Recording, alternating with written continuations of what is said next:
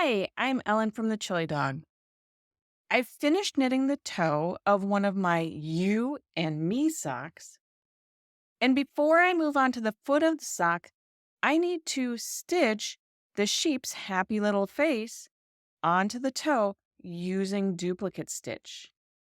I'm not going to work stitch by stitch through the entire process, but I would like to share 5 quick tips to ensure your success whenever you do the duplicate stitch.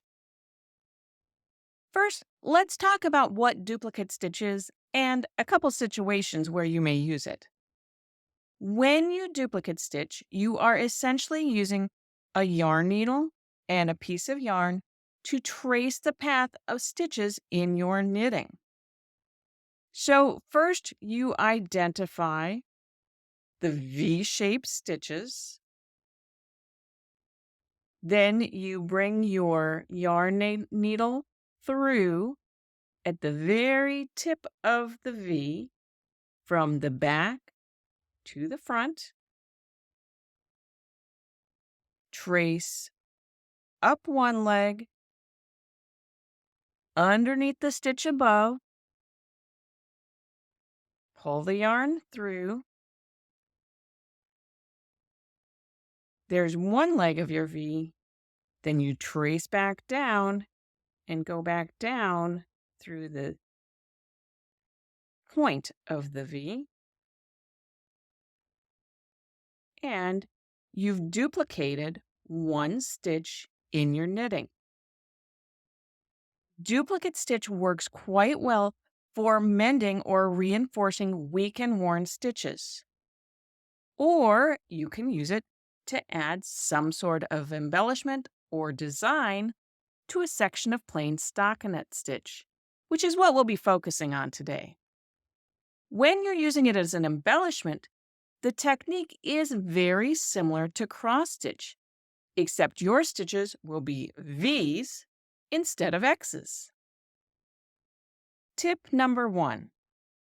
Because you are tracing stitches and really need to see what you're doing, work in good light on a firm surface, not your lap, with no distractions.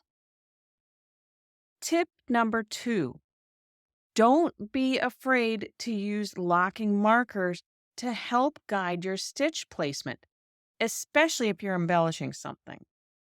For my sock, I've clipped a marker at the center of my stitches on my needles and as placement guides, both for the eyes and for the nose of my sheep. Tip number 3. Minimize the number of yarn tails needed. Duplicate stitch already adds a little bit of bulk to your fabric. To keep things neat, use as few yarn strands as possible for your stitching. For my sheep, I'm going to use 3 strands, each about a yard long. One is going to be for the ears, one for the eyes, and the third one will be used for the nose and the mouth. Now, you may be wondering why I'm choosing to use 3 pieces of yarn to stitch on my sheep face instead of just one really long piece, which leads us to tip number 4. It's important to avoid long, loose loops on the wrong side of your work. Yes, there's a neatness factor, but in the case of my socks, I really don't want my toes to snag on any long loops when I'm wearing my socks. Tip number 5, plan your path before you actually start stitching. So for my socks, I found it was easiest to start at the top with the ears, anchoring my yarn at the center, and then working across one ear, and then using the other end of the yarn to work across the other ear. Then work again from the center around one eye and then with the other end of the yarn around the other eye, and then finally finishing with the nose and the mouth. I hope you enjoyed learning 5 quick tips for helping you embellish your knitting with duplicate stitch. If you did, make sure to give this video a thumbs up and share it with your knitting friends.